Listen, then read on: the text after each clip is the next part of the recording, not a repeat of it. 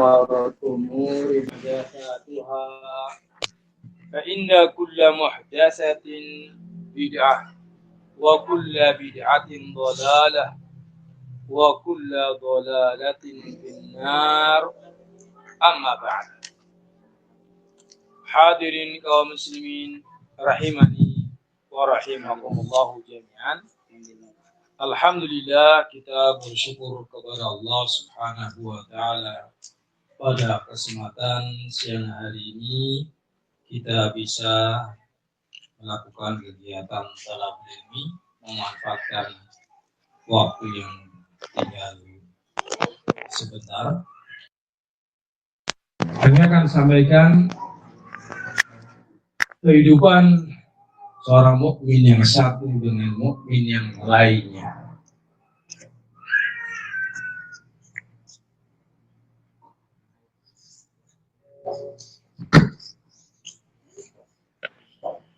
Nabi kita alaihi salatu wassalam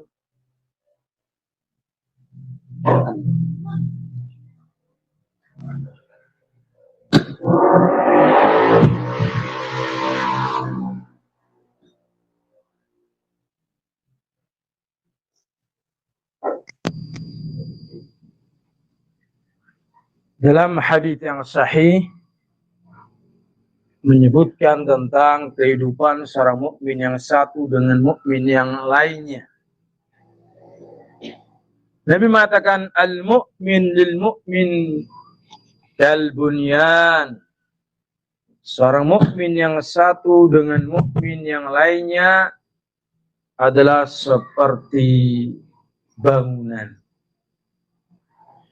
Yashuddu ba'duha ba'dan, yang saling menguatkan satu dengan yang lainnya.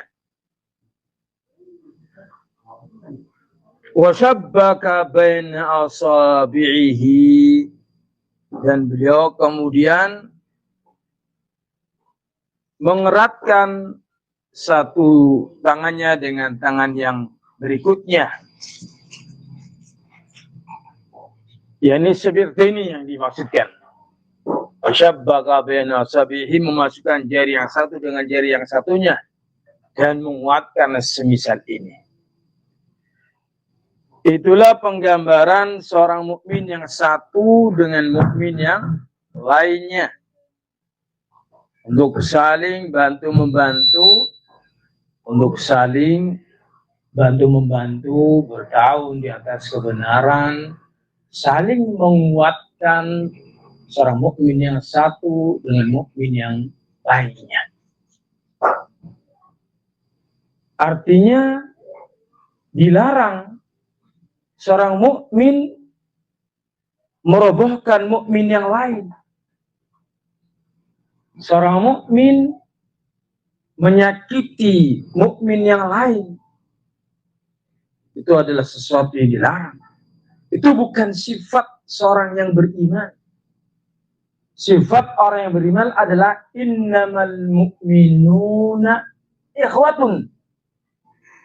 Sesungguhnya orang-orang yang beriman itu adalah bersaudara. Namanya persaudaraan ada tuntutan.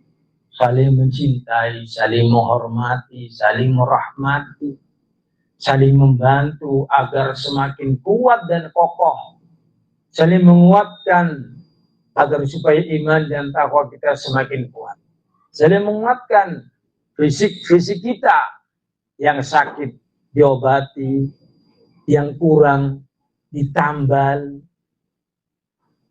masing-masing antara kita seperti itu. Nabi dalam ayat yang dia menyampaikan, kalau ada dua kelompok, wa in taifatani minal mu'minina iqtatalu, apa tulisannya? Faslihu bainahum. Jikalau ada di antara kaum mukminin saling menyerang, saling bunuh-membunuh, apa perintahnya? Fa'aslihu, damaikan. Diperintahkan untuk didamaikan. Wa in ta'ifatani minal mu'minina iqtatalu, apabila ada dua kelompok dari kalangan mukminin mereka saling berperang, saling bunuh-membunuh, tetap perintahnya untuk didamaikan karena masing-masing adalah mukmin. Ini dia kaum muslimin. Fa in baghat ihdahuma 'ala al-ukhra faqatil allati tabghi. Ayat yang berikutnya berkaitan dengan pemerintah. Jikalau ada sebagian di antara kaum mukminin yang memberontak, maka diperintahkan untuk pemerintah melawan mereka sampai mereka tunduk dan kembali kepada agama Allah. Hadirin kaum muslimin rahimani wa rahimakumullahu jami'an. Maka ayat ini sebagai dasar, kalau ada masalah, selama kita adalah mukminin, berupayalah untuk menyelesaikan masalah itu agar tidak terjadi perpecahan. Pihak-pihak yang berseteru hendaknya berupaya untuk menyelesaikan masalah ini. Fa aslihu, damaikanlah. Diadakan sulhun, perdamaian, gencatan senjata, karena sama-sama mukmin. Karena tidak layak mukmin yang satu membenci mukmin yang lain. Karena itu kaum muslimin rahimani wa rahimakumullahu jami'an, mari kita mengikuti bimbingan Nabi kita Muhammad alaihi salatu wasalam untuk kita saling menguatkan satu dengan yang lainnya, bukan merobohkan satu dengan yang lainnya. Dalam riwayat yang lainnya, Nabi kita alaihi salatu wasalam beliau menyebutkan mathalul mu'minin fi tawadihim wa tarahumihim wa ta'atufihim kamathalil jasadil wahid idza shaka minhu 'udwun tada'a lahu sa'iru jasadihi fi sahari wal hama. Penggambaran seorang mukmin yang satu dengan mukmin yang lain dalam kasih sayangnya. Coba lihat, yang harus dilakukan seorang mukmin dengan mukmin yang lainnya adalah saling mencintai. Fi tawadihim, saling mencintai. Wa tarahumihim, saling menyayangi. Wa ta'atufihim, saling bersikap lembut. Penggambarannya adalah seperti satu tubuh. Idza syaka min 'udwun, apabila ada salah satu anggota dari tubuh kita yang terasa sakit, maka seluruh anggota tubuh kita merasakannya. Demam dan tidak bisa tidur malam. Yang sakit gigi, tapi sekujur tubuh merasakannya. Harusnya begitu. Bukan malah senang ada saudaranya mukmin yang jatuh terpuruk. Bukan malah senang ada seorang mukmin yang dia futur dari agamanya dan tidak mau lagi ta'lim. Bukan malah senang. Yang harus dilakukan adalah kasihan orang ini. Ayo kita ajak lagi untuk mengikuti dakwah ini. Kasihan orang ini, dia terjadi futur. Mari kita bimbing. Kasihan orang ini, berikan padanya arahan bagaimana yang harus dilakukan olehnya. Bukan malah menjatuhkan dan merobohkannya. Seakan-akan tidak ada saudara dalam hati kita. Apalagi yang terjadi antara ahli sunnah dengan ahli sunnah. Maka sangat jauh sekali kalau masalahnya masalah yang bukan prinsip, ternyata tidak bisa disatukan. Sangat jauh sekali. Mengapa tidak bisa diselesaikan? Hadirin kaum muslimin rahimani wa rahimakumullahu jami'an. Di dalam beberapa riwayat, Nabi memberikan ancaman keras. Jangan berani-berani menyakiti kaum mukminin. Siapa saja di antara kita. Jangan berani-berani menyakiti kaum mukminin.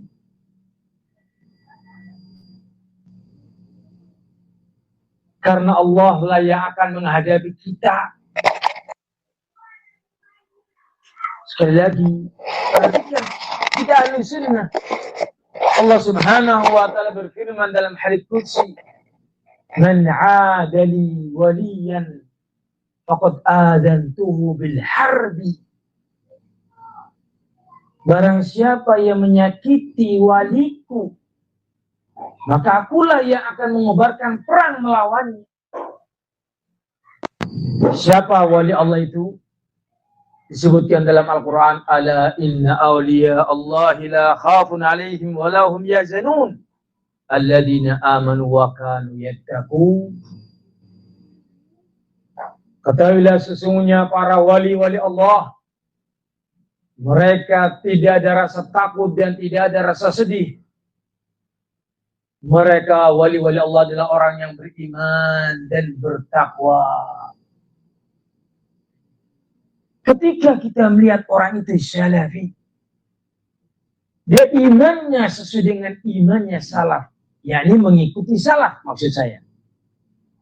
Amalannya secara lahiriah juga mengikuti sahabat. Tidak bisa kita klaim dia ada ahli bid'ah, dhalalah, sesat akidahnya. Maka dia adalah mukmin. Berhati-hatilah dalam muamalah dengan mukminin.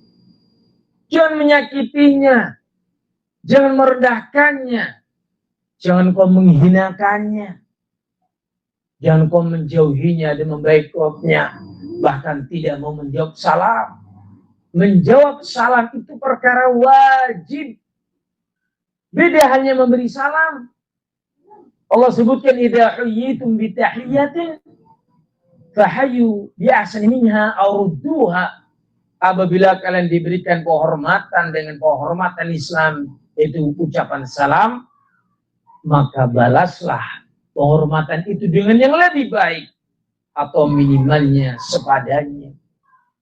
Ketika dia adalah seorang mukmin yang kita tidak bisa mengeluarkannya dari keimanan, tidak nampak darinya penyimpangan, kesesatan, ternyata kita menyikapinya seperti orang kafir, itu sangat menyakiti.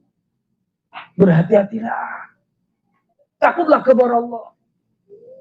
Mentahdirnya, memperingatkan bahwa dia tidak bisa menegakkan hujjah. Letak harus ditahdirnya sebelah mana. Itu ada bab khusus hal itu. Siapapun di antara kita, jaga lisan. Hadirin kaum muslimin rahimani wa rahimakumullah jami'an. Barang siapa yang dia menyakiti hamba Allah yang beriman, maka Allah tidak akan ridha. Ada satu riwayat, dulu Abu Bakar Siddiq radhiyallahu an, beliau mendatangi sekerumunan beberapa para sahabat Rasul alaihi wassalatu wassalam.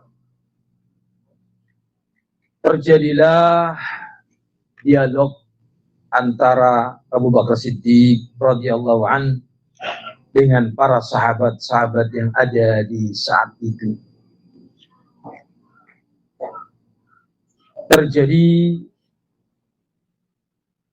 kalimat Nabi mengingatkan kepada Abu Bakar Siddiq radhiyallahu an,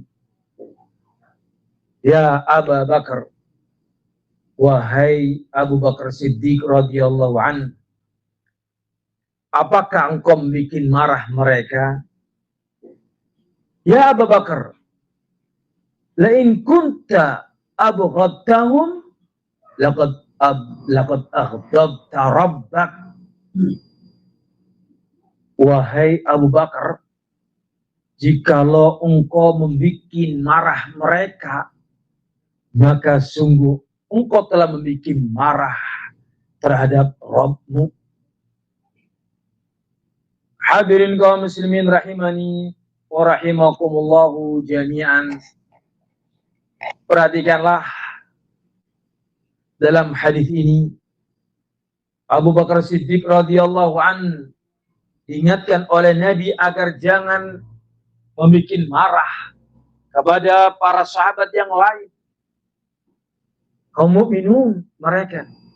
Jangan engkau membuat marah kepada mereka.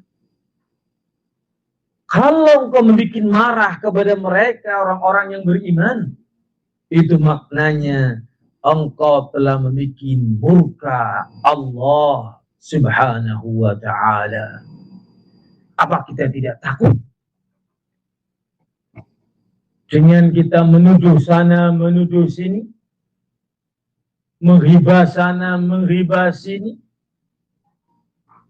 terjadi perpecahan karena faktor itu, menuduh sana, menuduh sini, yang kemudian saling membenci, kau membuat mereka marah, mereka membuat engkau marah.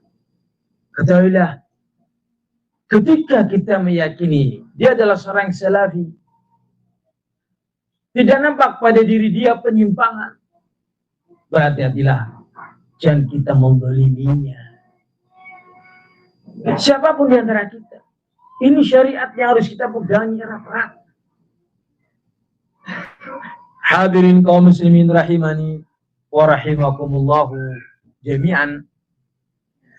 Yang harus dilakukan oleh kita sesama mukminin, sesama muslimin ahlu sunnah adalah saling mencintai, saling memuliakan, saling menghormati. Kalau kita saling mencintai, saling menghormati, maka Allah akan mencintai kita. Bahkan Nabi kita alaihi wasallam sampai beliau bersumpah, "Walladzi nafsi biyadihi la yu'minu ahadukum hatta yuhibba li akhihi ma yuhibbu li nafsihi." Demi zat yang jiwaku ada pada tangannya, tidaklah mereka beriman atau tidaklah seorang di antara kalian beriman sampai dia menyukai untuk saudaranya sesuatu yang dia sukai untuk dirinya. Kita ingin dihormati, maka kita ingin menghormati. Kita tidak ingin disakiti, kita pun tidak mau menyakiti. Kita ingin disayang, kita pun menyayangi. Kita ingin sukses, kita pun ingin sukses terhadap saudara kita.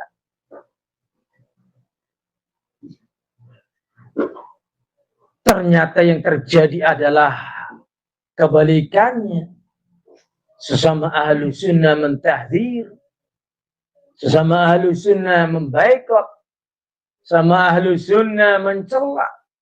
Kalau memang ada kesalahan yang namanya manusia, tidak ada yang sempurna,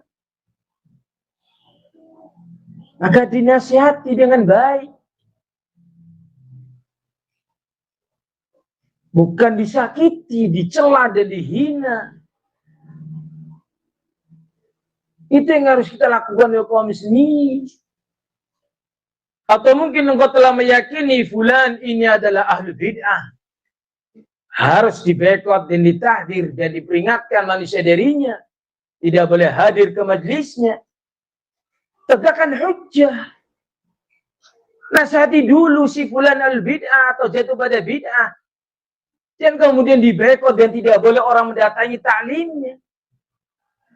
Anda menyakiti. Anda melakukan sesuatu yang melanggar syar'i. Hadirin kaum muslimin rahim jami'an, ini sangat miris sekali dilakukan oleh orang-orang yang mengaku di atas sunnah. Padahal sunnah tidak seperti itu. Hadirin kaum muslimin rahimani wa rahimakumullahu jami'an. Yang harus dilakukan sekali lagi seorang mukmin dengan mukmin yang lain adalah saling merekatkan ukhuwah, mendekatkan diri satu dengan yang lain sebagai bentuk rasa cinta. Di antaranya adalah saling berkunjung satu dengan yang lain, saling bertajawur. Dulu Nabi SAW beliau mengatakan, anna rajulan zara'ahun lahu fi quryatin ukhra. Coba lihat contoh seorang mukmin yang satu dengan mukmin yang lain. Ada seorang mukmin yang ingin berkunjung ke tempat saudaranya sesama mukmin di kampung lain. Fa'arsadallahu malakan fi mudrajatihi. Maka Allah Subhanahu wa ta'ala mengutus satu malaikatnya untuk menghadang dalam perjalanannya. Aina turid, hendak kemanakah engkau? Faqala inni uridun akhan li fi hadhil qaryah. Aku ingin bertemu, aku ingin berkunjung kepada saudaraku seorang mukmin di kampung ini atau di negeri ini. Malaikat tersebut bertanya, hal laka alaihi min ni'matin turubu alaihi? Apakah engkau datang singgah ke sana, berkunjung ke sana karena faktor ada urusan duniawiyah yang kamu inginkan darinya? Qala, laki-laki itu mengatakan, la, tidak. Aku datang mengunjunginya ghaira anni ahbabtuhu fillah. Semata aku mencintai dia karena Allah. Karena dia seorang mukmin, seorang ahli sunnah. Tampak dari dakwahnya, tampak dari ceramahnya, tampak dari tulisannya, tampak dari kegiatannya, dan bersamakah dia. Tidak ada hujjah untuk mengeluarkannya dari ahli sunnah. Bahkan yang tampak dia adalah bersama dengan ahli sunnah. Sekali lagi, kalau ada kesalahan, semua manusia punya kesalahan. Karena itu diperintahkan untuk kita saling menasihati, menegur, mengingatkan. Sebagai bentuk rasa cinta kita tidak membiarkan saudara kita melakukan kemungkaran. Wah, kata kaum sini berkunjung, datang ke sana. Aku mencintaimu karena Allah. Maka berita yang menggembirakan adalah malaikat itu mengatakan, inni Rasulullah ilaik. Liyukhbiruka bi anna Allah habbaka kama habbatahu fi. Aku ini adalah utusan Allah kepadamu untuk memberitahukan kepadamu bahwa Allah mencintaimu sebagaimana engkau mencintainya karena Allah. Takutkan sekali lagi kaum muslimin, kita melanggar hadis ini. Yang harus kita lakukan saling mencintai, saling menyayangi, saling menghormati. Bukan saling menjatuhkan, bukan saling merendahkan. Tapi kita mengatakan al-muslimu akhul muslimi. Seorang muslim adalah saudaranya seorang muslim yang lain. La yudlimuhu wa la yahqiru wa la yukhdiluh. Tidak boleh menggoliminya, tidak boleh menyakitinya, tidak boleh merendahkannya. At-taqwa hahuna, taqwa huna, at-taqwa huna. Yushila sadri thalatha marat. Takwa itu di sini, takwa itu di sini, takwa itu di sini. Mengisyaratkan ke dadanya. Dalam beberapa riwayat yang maknanya mutadakhilah, bisa dilihat dalam Riyadhus Shalihin. Kami menukilkan hanya sebagiannya saja. Dalam satu riwayat Nabi mengatakan, wa kunu ibadallahi ikhwana. Jadilah kalian menjadi hamba Allah yang bersaudara. Nabi menyebutkan beberapa perihal perbuatan yang bisa mencela, perbuatan yang bisa memecah. Apa itu? La tadabaru wa la tahasadu wa la tadabaru wa la tabaghadu wa kunu ibadallahi ikhwana. Jangan kalian saling hasad menghasadi, karena kalau saling hasad menghasadi akan terpecah persaudaraan itu. Wala tabaghadu, jangan kalian saling marah memarahi, yang satu marah, yang satu ikut membenci. Wala tadabaru, jangan kalian saling membelakangi, memberikan punggung yang satu punggung yang lainnya, membelakangi. Jangan saling menghina, jangan saling menzalimi. Itu semuanya harus dijauhi dalam rangka menjaga persaudaraan ukhuwah.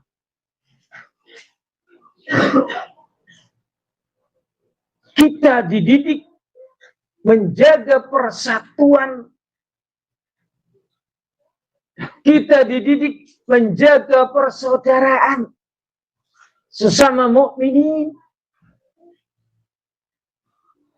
Tapi mengapa lisan kita kadang keluar kata-kata yang membuat marah saudara kita, membuat hasad, iri, dengki,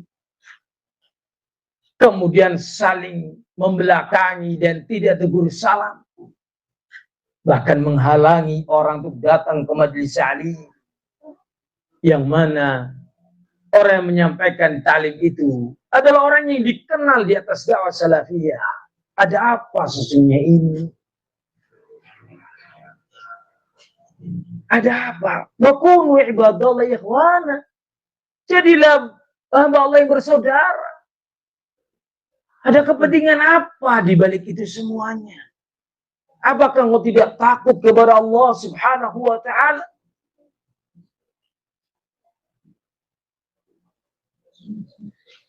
Allah mengancam dalam Al-Quran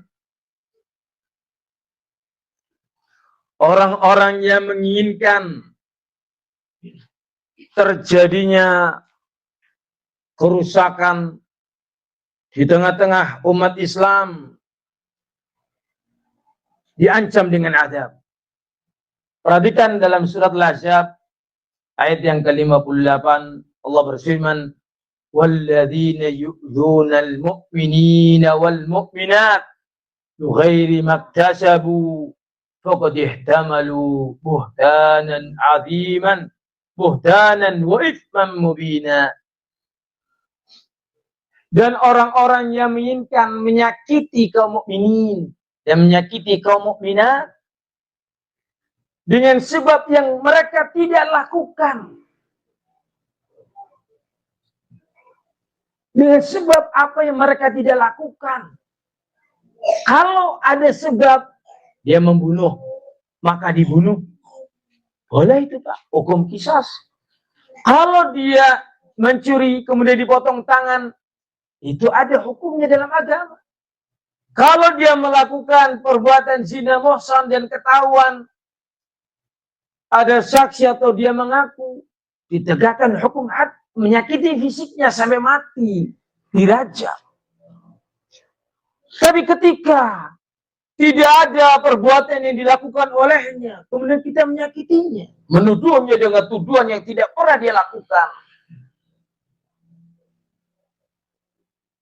ini adalah kedustaan yang besar. Tuduhan itu adalah buhtan, kebohongan yang dusta, yang besar. Itu membina dan dosa yang nyata. Hati-hatilah lisan kita dari menuduh. Sekali lagi, tidak ada orang yang maksum. Kullu bani Adam khata'. Semua anak manusia itu banyak salah. Kalau kau melihat ada pada saudari kita salah, nasihati agar dia rujuk kepada yang benar. Bukan untuk kemudian kau sebar luaskan menjadi bahan ghibah, kau jatuhkan kehormatannya dan kau sakiti dia. Bahkan kau tuduh dengan berbagai macam tuduhan-tuduhan yang kau sendiri tidak bisa membuktikan ketuduhan itu. Kemudian kau menyakitinya. Menghalangi orang datang ke majelis ta'lim kaum muslimin, itu adalah tuduhan besar. bahwa fulan ini dhalal, sehingga tidak boleh diambil ilmunya. Fulan ahlul bid'ah, dia menyimpang dalam bab ini dan itu. Setelah ditegakkan hujjah, selangi, setelah ditegakkan hujjah, sebagaimana para ulama, Syekh Rabi mentahdir fulan wa fulan, diawali dengan menyuratinya, diawali dengan menasihatinya, iqamatul hujjah, menginginkan supaya dia taubat dan kembali kepada sunnah. Ketika dia tetap berada di atas kebatilannya sekian lama, maka barulah keluar tahdzir.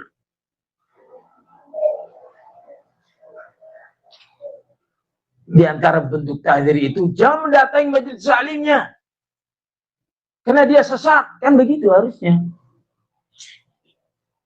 Abah akan mengatakan, jangan datangi majelis taklimnya, dia ustadz ahlu sunnah. Apakah mungkin mengucapkan kalimat itu?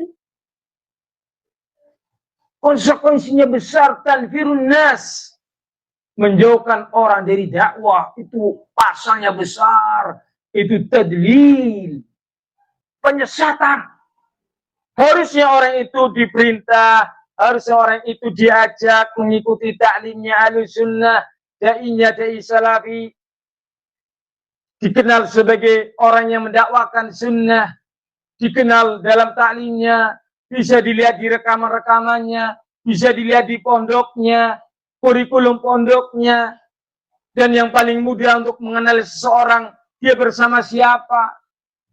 Tiba-tiba dikatakan, jangan kamu ikuti taklimnya si fulan, dia seorang dai salafi ahli sunnah. Karena dia tidak mungkin mengatakan al bid'ah dhalalah. Hujjah mana yang kamu pakai? Alasan mana yang kau gunakan? Ini satu pasal besar. Dulu di zaman Nabi ada seorang sahabat mengimami terlalu lama, sehingga beberapa makmum tidak mengikutinya dari awal karena terlalu panjang. Maka Rasul mengingatkan kepada imam itu, inna fikum munafirin, di tengah-tengah kalian ada orang-orang yang justru melarikan manusia dari sholat jamaah. Diingatkan dia agar jangan melakukan hal yang menyebabkan orang itu lari. Ini malah justru menghalangi orang, mengingatkan orang dari dai, seorang yang dikenal ahlu sunnah, betul-betul ini menyimpang dari bimbingan Nabi. Harusnya dilakukan adalah apa? Mengajak orang. Coba lihat nasihatnya Rasul kepada Mu'adz bin Jabal dan Abu Musa al-Asy'ari. Ketika mengutus keduanya ke negeri Yaman, ucapannya Rasul ada 3 perkara. Basyira atau yassira wala tu'assira. Hendaknya kalian berdua bikin mudah urusan. Jangan jadi orang yang sulit atau menjadikan urusan sulit. Perpecahan yang terjadi sudah tahunan. Sulit sekali. Hendaknya engkau menjadikan pihak sebagai orang yang memudahkan urusan. Ada apa, ahi? Engkau ahli sunnah, ana ahli sunnah. Dakwah kita satu, menyerukan Al-Quran wa sunnah ala fahmi sahabat. Kitab kita satu, ulama kita satu, zat kita satu. Dahal, mari kita permudah urusan kita. Jangan malah mempersulit. Mempersulit masalah yang harusnya bisa diselesaikan dengan mudah, ternyata susah. Ada apa denganmu? Basyira wala tunafira. Hendaknya kalian berdua Mu'adz bin Jabal dan Abu Musa al-Asy'ari radhiyallahu anhuma diingatkan oleh Nabi, hendaknya kalian membuat gembira, membuat orang senang dengan dakwah ini, membuat orang simpatik dengan dakwah ini. Wala tunafira, dan jangan kalian berdua melarikan orang dari dakwah ini. Ajak mereka untuk mau mengerti tentang Islam, mendekat ke Islam, jangan melakukan hal-hal yang menjauhkan mereka dari Islam. Diperlembut, dipersantun, agar mereka senang. Bukan malah menjauhkan orang dari sunnah, menjauhkan orang dari dakwah salafiyah. Dengan bangganya mengeluarkan orang dari dakwah salafi. Bukan begitu yang namanya dakwah, ya akhi. Orang jahil saja diupayakan supaya diajari ilmu. Orang ahlul maksiat didakwai supaya dia taat. Ahlul bid'ah disampaikan penjelasan tentang kebatilannya. Iqamatul hujjah agar dia menyadari kesesatannya. Sebagaimana Ibn Abbas mendatangi Khawarij. Agar supaya mereka tahu kebatilannya dan kembali kepada yang sunnah.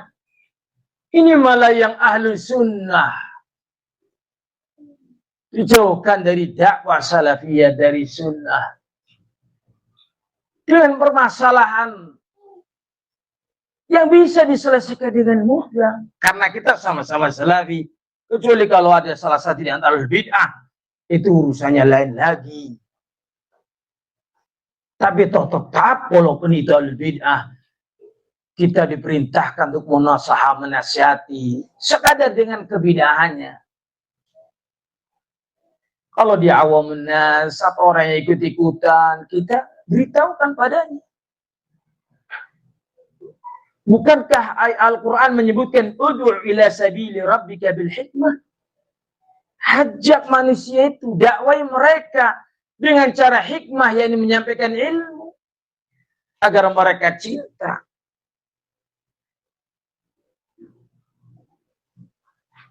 Lemah lembut dalam berdakwah, apalagi terhadap sesama ahlu sunnah. Diperintahkan oleh Nabi, alaikum birrifqi. Ingat hadits ini wajib bagi kalian bersikap lemah lembut. Wajib itu. Fa inna rifqa la yakunu fi syai' illa zanah. Karena sikap lemah lembut ketika diletakkan, ketika diterapkan, sungguh pasti akan menjadikan urusan itu indah. Antum lihat si asalah, ta'al ya akhi. Ana mau ketemu sama antum. Ada afan? Antum ada waktu kapan? Ana mau ziarah datang ke tempat antum. Ana menyaksikan antum lakukan sebuah kesalahan syariat. Cintanya ana sama antum munasahah. Kan antum ahlu sunnah. Mari kita kembali kepada yang sunnah. Jangan terus-menerus melakukan yang mungkar. Lemah lembut. Yang dinasihati juga akan menerima. Ya. Anak aku salah. Afwan jidan anak teledor. Kelemah lembutan itu akan menyebabkan indah dan akan mudah orang itu bertobat. Meninggalkan yang mungkar. Tapi ketika kelemah lembutan itu tidak diterapkan, kalau kelemah lembutan itu tidak diterapkan, maka yang terjadi illa syana, kecuali akan merunyamkan urusan, merusakkan persaudaraan, menghancurkan ukhuwah karena sikap keras yang menyebabkan orang membencimu. Allah subhanahu wa ta'ala berikan nikmat kepada Nabi kita. Dengan sikap nikmat Allah tersebut, mintalahum. Engkau bersikap lembut. Sikap lembut itu nikmat minallah. Allah katakan, In kunta faddan ghalidhal qalbi lan faddu min hawlika. Kalau engkau bersikap keras, kasar, omonganmu omongan yang menyakiti, penuh dengan amarah dan tuduhan serta kebohongan, na'udzubillahi min dzalik. Tuduhan yang tidak seyogianya, kebencian yang kau utamakan, kemarahan yang kau kedepankan, kekasaran ucapan, maka mereka akan lari meninggalkanmu. Syekh Ibnu Taimin mengatakan ada dua pihak. Pihak pertama, pihak yang berucap keras. Pihak yang kedua, pihak yang meninggalkan dai tersebut. Dalam hal ini Allah menasihati Nabi kita Muhammad alaihi salatu wassalam agar dalam dakwah jangan dengan sikap yang semisal itu.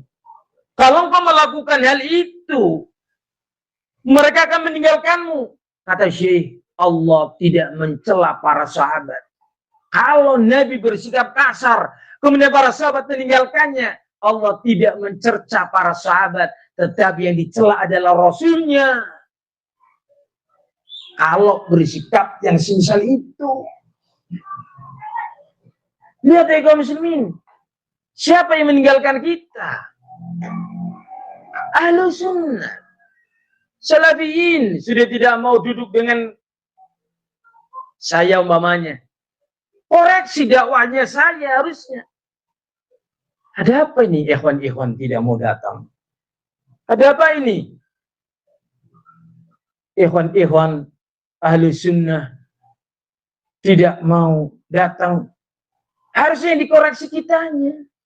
Mungkin terlalu keras engkau dalam berucap. Mungkin engkau terlalu keras dalam menghukumi. Wah, kata kaum muslimin, dakwah itu dibangun di atas sunnah Nabi. Sesuaikan kerasmu di saat memang Nabi mengajarkan sikap keras. Jangan engkau lakukan sikap keras yang diajarkan oleh Rasul kepada ahlul bid'ah. Engkau terapkan kepada seorang yang masih ahlul sunnah. Engkau sikapi orang yang masih di atas sunnah sebagaimana kerasnya Rasul kepada ahlul bid'ah. Anda menyalahi sunnah. Wahakadha kaum muslimin rahimani wa rahimakumullahu jami'an.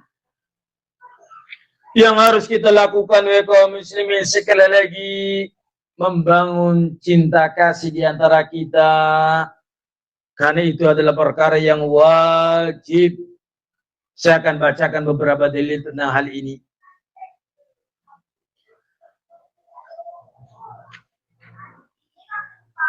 Di antaranya kaum muslimin dalam surat Al-Hajj ayat yang ke-29. Allah Subhanahu wa taala berfirman, Muhammadun Rasulullah. Nabi Muhammad alaihi salatu wasalam adalah utusannya Allah. Walladzina ma'ahu, dan orang-orang yang bersama Nabi Muhammad alaihi salatu wasalam, yakni para mukminun, asyidda'u 'alal kufar, mereka sikap keras terhadap orang kafir.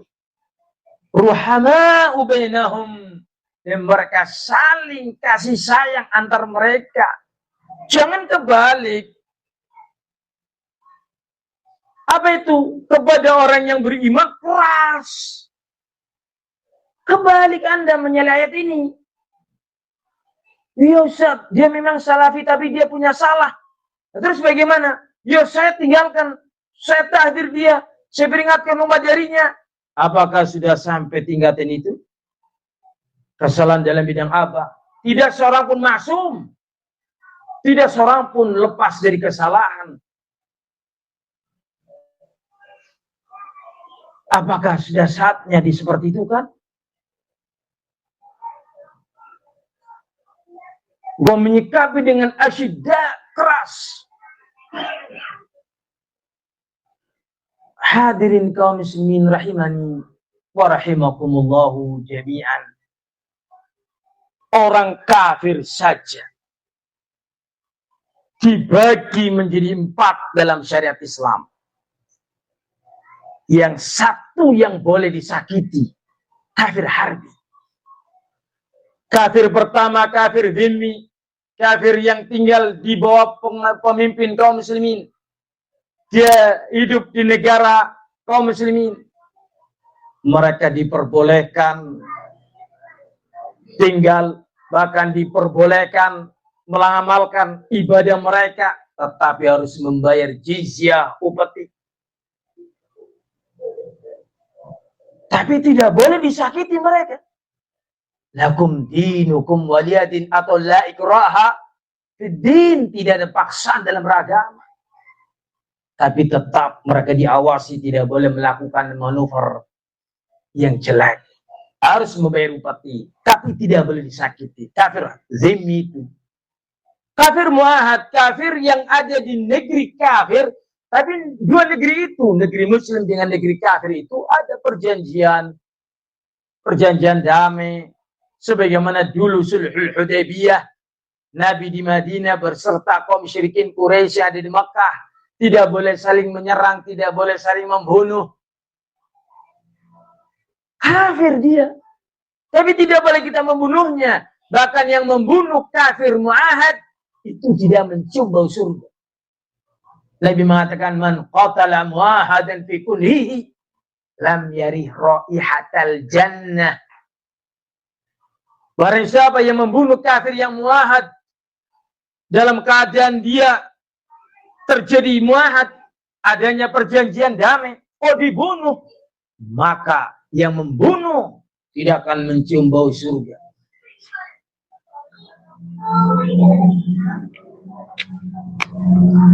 Kafir yang ketiga, kafir musyamin. Orang yang kafir minta, kafirnya kafir apa ini? Kafir harbi. Tapi dia minta suaka keamanan. Sebagaimana disebutkan dalam Al-Quran, wa idza istajaraka ahadun minal musyrikin, wa in ahadun minal musyrikin istajaraka, apabila ada seorang di antara kaum musyrikin minta suaka keamanan untuk tinggal di kota Madinah, fajirhu, berikan padanya suaka keamanan itu atas kalam Allah, supaya dia mendengarkan kalam Allah, itu Al-Quran dibacakan. Sebagaimana terjadi di zaman Rasulullah, adanya sahabiyah atau sahabat datang kepada Nabi, ibuku mau datang ke sini namun dia adalah musyrikah. Dia musyrikah, tapi minta izin untuk bisa tinggal di Madinah. Kalau tidak dikasih izin, dia tidak akan berani. Karena ini perang ini, musyrikin Quraisy dengan Mekah dengan Madinah. Tapi dia minta suaka keamanan. Allah katakan, fajirhu, berikan keamanan. Tidak boleh disakiti, tidak boleh dibunuh. Karena dia mendapatkan izin tinggal di kota Madinah. Ini kafir. Kerasnya seorang muslim kepada kafir diatur dalam agama. Bukan berarti kita memuliakannya, membenarkan orang kafir, mencintai orang kafir. Tidak, ada aturannya. Mengungkapkan kerasnya terhadap orang kufar. Kafir yang keempat, kafir harbi, yang terjadi perang. Karena yang namanya perang, kalau tidak membunuh maka dibunuh. Itu pun masih ada aturannya. Wala taqtulu walida, jangan membunuh anak-anak yang tidak ikut perang. Jangan membunuh orang tua dan wanita yang tidak ikut perang. Wala la Rasulullah SAW sebut dalam sebuah riwayat, Rasul melarang dari mencincang-cincang tubuh mayatnya orang kafir, mutilasi. Sebagaimana mereka melakukan kepada para sahabat Rasul ketika perang Uhud. Dicincang-cincang jasadnya sahabat Rasul. Hadirin yang melakukan. Apalagi kepada seorang yang masih muslim. Walaupun dia bukan ahlus sunnah, ahlul bid'ah. Sahih dia ahlul bid'ah. Apakah kemudian kita tidak menjawab salamnya, di sana ada pembahasan antara pimpinan tokohnya al-bid'ah dengan awamun nas, para muqallidnya. Apa kita tidak boleh senyum dengan mereka? Mereka punya hak, walaupun bukan ahli sunnah. Jangan berlebih. Hulu dalam menyikapi ahli bid'ah. Itu pun pelanggaran oleh kaum muslimin. Semuanya ditetapkan, ditempatkan masing-masing.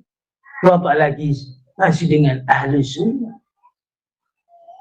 Seorang itu dari kaum muslimin untuk diketahui apa atau dan bagaimana caranya kita mengetahui fulan itu ahli sunnah atau bukan ahli sunnah adalah dengan pergaulannya. Itu diantara contoh. Ingin tahu fulan itu siapa? Jangan engkau tanya kepadanya, kamu siapa? Ahli sunnah atau ahli bid'ah?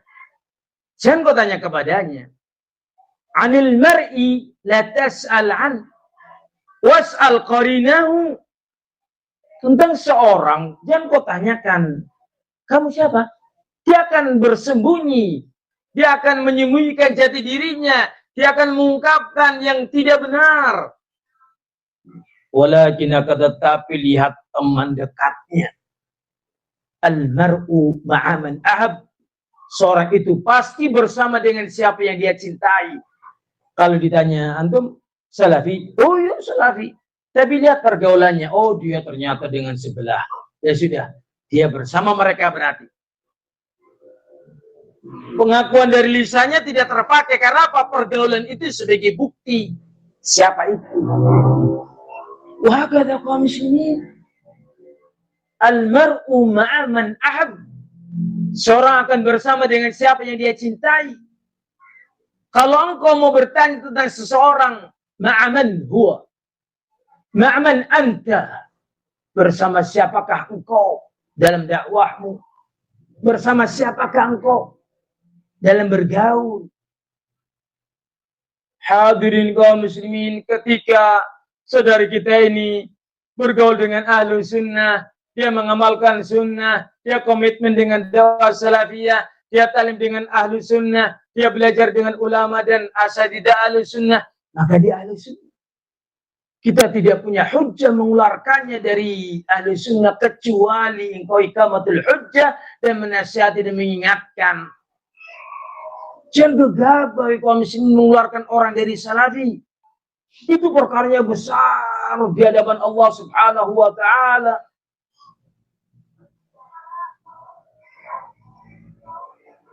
Ada satu hadis, alhamdulillah tidak menuduh sampai tingkatan kufur. Kalau sampai seorang menuduh orang lain dengan kekufuran padahal tidak kufur, maka tuduhan itu kembali kepadanya. Ini dia. Idza ramaita li akhika bi kufrin wa laysa wa bi kafir, tarji ila qailihi atau kama qala sallallahu alaihi wasallam. Apabila ada seorang yang menuduh orang lain dengan kekufuran padahal dia tidak kafir, maka tuduhan itu kembali kepada yang menuduhnya. Lihat kaum muslimin, menuduh itu perkara berat, perkara besar, bukan perkara ringan. Antum sudah capek belum? Hampir jam 3.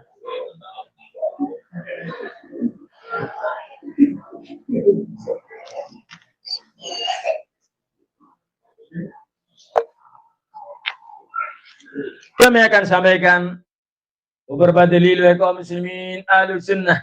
Siapapun anda ahlu sunnah, anda panggil dengan hadis ini.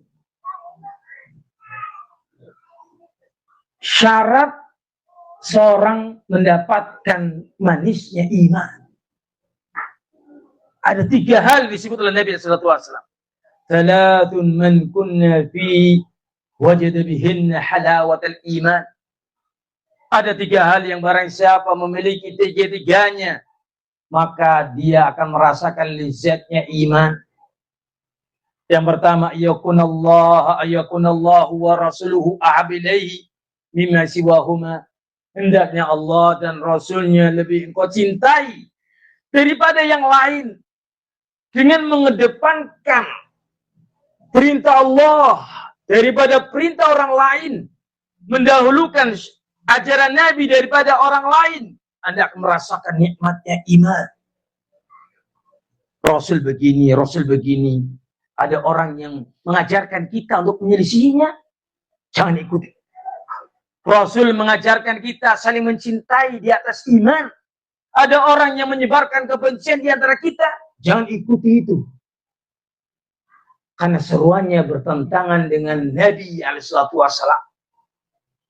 Kecuali dia bisa mengeluarkan alasan kenapa saya benci kepada si fulan, karena dia begini, begini, begini. Apakah itu semuanya dibukti? Apakah semuanya telah dinasihati? Apakah betul dia telah keluar dari jajaran mukminin? Apakah dengan kesalahan itu dia telah keluar dari ahli sunnah, sehingga engkau melarang untuk duduk bersamanya? Apakah engkau bisa membuktikan si fulan ini mengajarkan bid'ah, sehingga engkau melarang orang untuk hadir di majlisnya? Siapa yang hadir di majlisnya, engkau akan tahdir dia. Hati-hati. Tahdir itu bagian dari syariat. Tapi ketika tidak sesuai dengan syariat, Anda melanggar hukum syari dan menimbulkan kebencian. Yang wajib saling mencintai.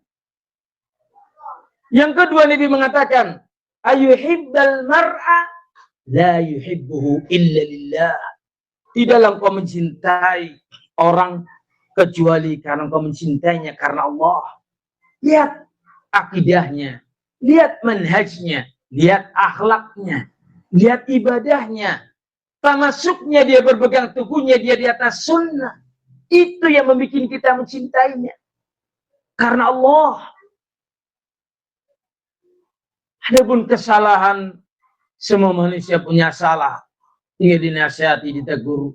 Ahlussunnah akan mudah kembali kepada yang hak. Akan mudah meninggalkan yang batil. Karena tidak ada tujuan kecuali mengikuti yang hak. Wahkada kaum muslimin. Disebutkan dalam hadis yang lainnya, saling mencintai karena Allah adalah sebagai syarat iman kita. Nabi mengatakan dalam hadis yang tidak asing di telinga kita, masih dari sahabat Abu Hurairah radhiyallahu anhu, riwayat Muslim, walladzi nafsi biyadihi la tadkhulul jannah hatta tu'minu wala tu'minu hatta tahabbu. Demi zat yang jiwaku ada pada tangannya, tidaklah kalian akan masuk ke dalam surga sampai kalian beriman, dan tidaklah kalian beriman sampai kalian saling mencintai. Apa sulitnya kita mencintai saudara kita Ahlussunnah? Kenapa malah justru kita membuat front pertempuran melawan Ahlussunnah?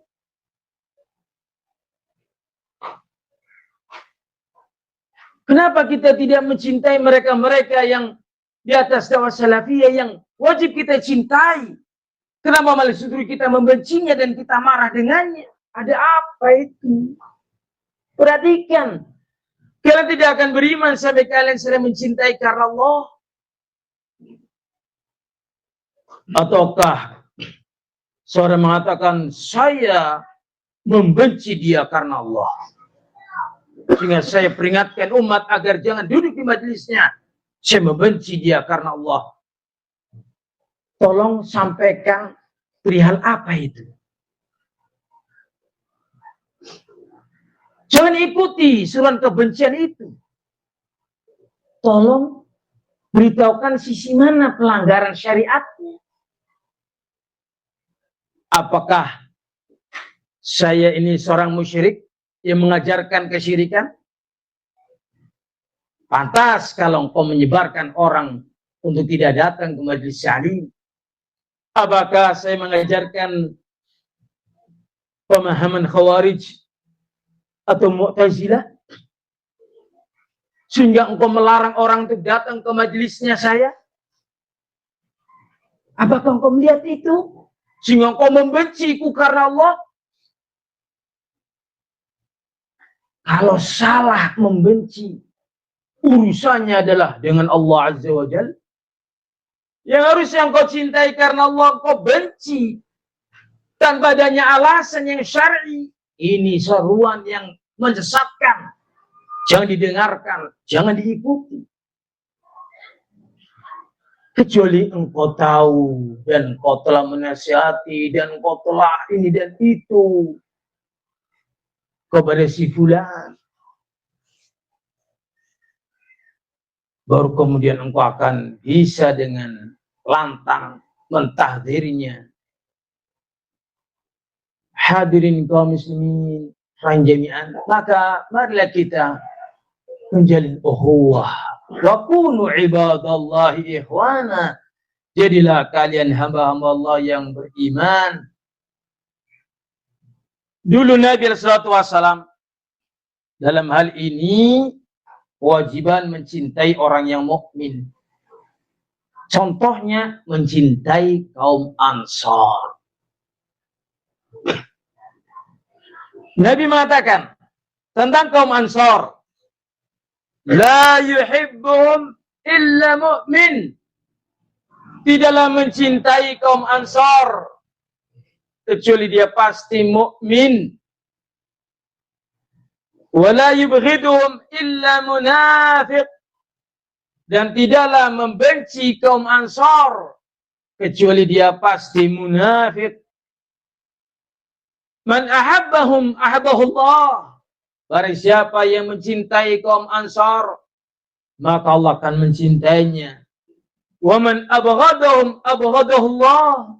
Dan barang siapa yang membenci kaum Ansar, Allah akan membencinya. Waspadalah dalam hal mencintai dan membenci, jangan sampai salah. Kalau kita membenci yang Allah murkai, maka itu benar. Membenci yang Allah murkai itu benar. Tapi kalau engkau memurkai yang Allah cintai, itu salah. Atau engkau mencintai yang Allah murkai, itu salah.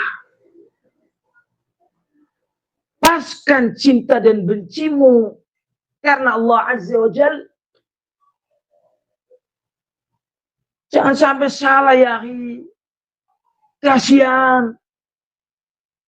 Yang terdolimi kasihan. Yang menggolimi juga kasihan. Kita diperintahkan dalam agama kita, dalam hadits Nabi sallallahu alaihi wasallam, unsur akhaka zaliman aw madluma. Tolong saudara kalian dalam keadaan dia berbuat zalim ataupun ketika dia terzalimi. Maka Rasul ditanya, ya Rasulullah, in kana madluman. Ya Rasulullah, jikalau yang saudara kita ini terzalimi, paham kami bagaimana cara membantunya dan menolongnya. Fa kaifa idza kana zaliman? Kaifa ansuruh?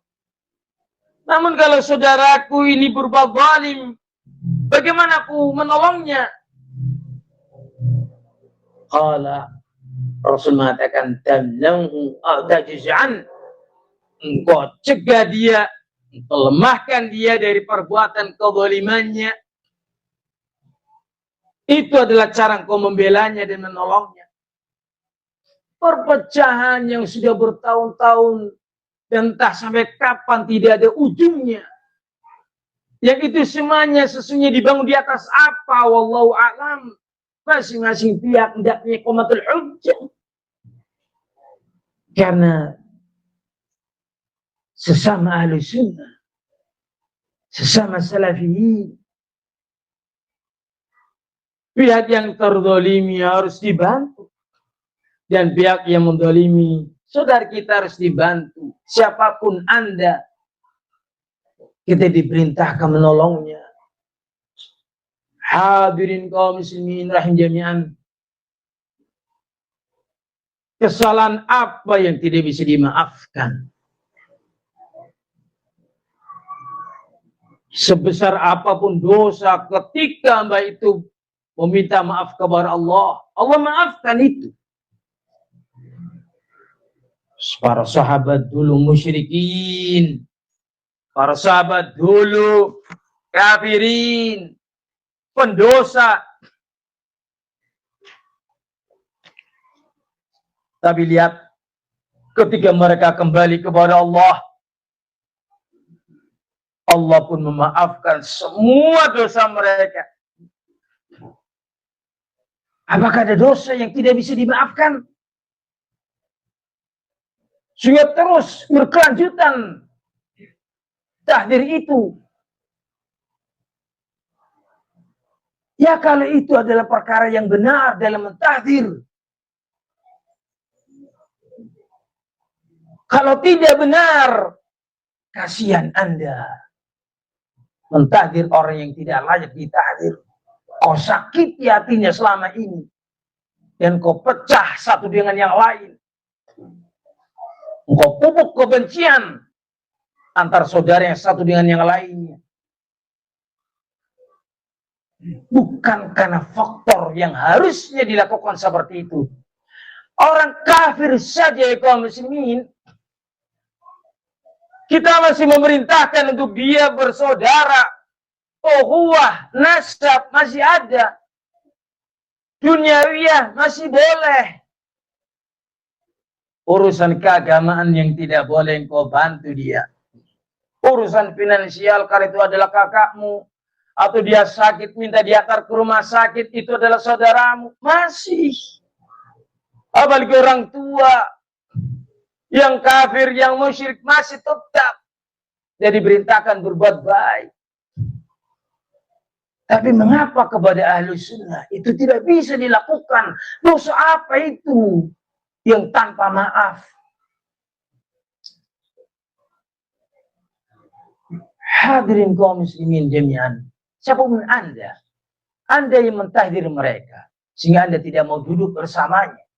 Atau mereka yang mentahdir Anda, sehingga Anda anti dengan mereka. Masing-masing menerapkan tahdirnya masing-masing. Yang memboikot dan tidak mau hadir. Koreksi kembali sikap kita masing-masing, wahai kaum muslimin. Dulu saudara, mengapa kita sekarang berpisah? Kalau memang ada kesalahan dan tidak bisa dimaafkan, apa itu? Sampaikan padanya. Kalau dia mengerti, mudah-mudahan dia rujuk. Siapapun orangnya, mungkin salah. Ustadz bisa salah. Tidak ada orang yang masuk dari kesalahan. Jangan kau menganggap dirimu suci tanpa salah. Ikhwan bisa salah. Yang ada saling menghormati, menyayangi, merahmati, saling menguatkan. Dengan menasihati dengan cara yang baik, 4 mata. 2 matamu dan 2 matanya. Agar supaya nasihat itu diterima. Wahakadha kaum muslimin rahimani. Orang jami'an sungguh dosa besar. Orang yang memecah belah. Syahna bainahum. Terjadi kebencian antar mereka. Itu adalah keinginan syaitan. Apakah kita mengikuti syaitan? Rasul mengatakan inna syaitan qad aisa ya'budul musallun fi jaziratil Arab. Sesungguhnya syaitan putus asa untuk disembah oleh orang-orang yang sholat di jazirah Arab. Walakin fi tahrishi bainakum, akan tetapi syaitan sangat semangat untuk memecah belah kalian. Ahli sunnah dipecah dengan ahli sunnah. Disuruh membenci. Padahal kalau ditanyakan, Ustadz ini siapa? Ustadz ahli sunnah. Terus alasanmu, engkau tidak mau bermajelis dengannya.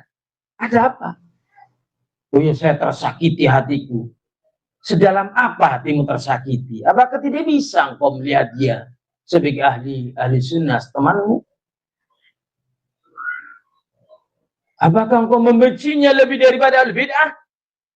Saya benci sama fulan, walaupun dia masih ahli sunnah, lebih daripada saya membenci Khawarij dan Mu'tazilah.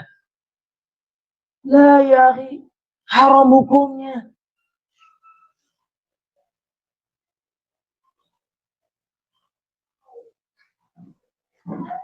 Sudah dan ya, persiapan. Kaum muslimin jami'an, sekali lagi, siapapun Anda yang hadirin di sini maupun yang mendengarkan melalui radio, mungkin ada. Mari kita renungkan sepak terjang dakwah kita ahli sunnah. Janganlah kebencianmu kepada saudaramu menjadikan sebab syaitan berhasil memecahmu. Ziarahlah, singgahlah ke sana, ungkapkan, yahi, antum menjauhiku. Kenapa? Ada salah dariku. Afan, anak diperintah untuk menjauhimu, umpamanya. Apakah begitu caranya dalam beragama? Tolonglah sampaikan kalau memang saya ada salahnya. Saya minta maaf. Sebagaimana saya juga tahu kesalahannya fulan, saya juga berlapang dada memberikan maaf. Gak layak adanya kebencian antara kita. Anda apakah membenciku karena saya ahli bid'ah? Buktikan kalau saya ahli bid'ah.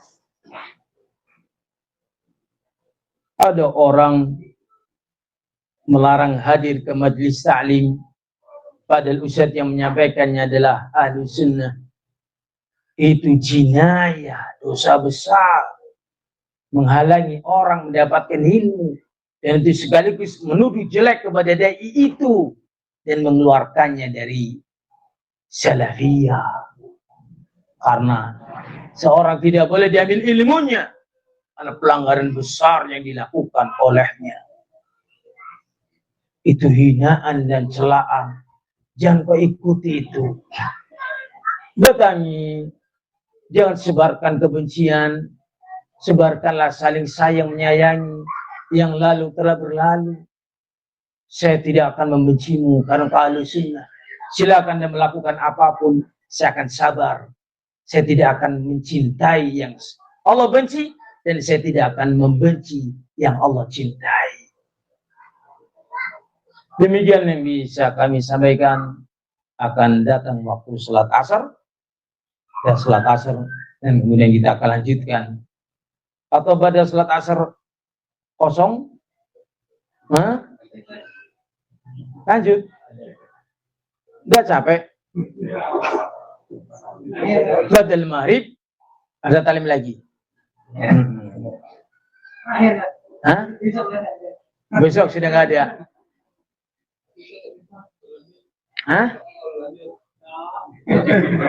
Iya. Lanjut, cuman mungkin tidak lama. Gitu ya, pertengahan aja. Nggak lanjut, eman-eman. Lanjut, lamaan, capek juga. Kita lanjutkan badal asar setengah jam atau maksimalnya 1 jam. Ya sama saja 1 jam, Pak. Ya, nanti lihat kondisi. Begitu ya. Demikian yang bisa kami sampaikan, lebih dan kurangnya kami mohon maaf. Subhanakallahumma bihamdika asyhadu an la ilaha illa anta astaghfiruka wa atubu ilaik. Assalamualaikum warahmatullahi wabarakatuh.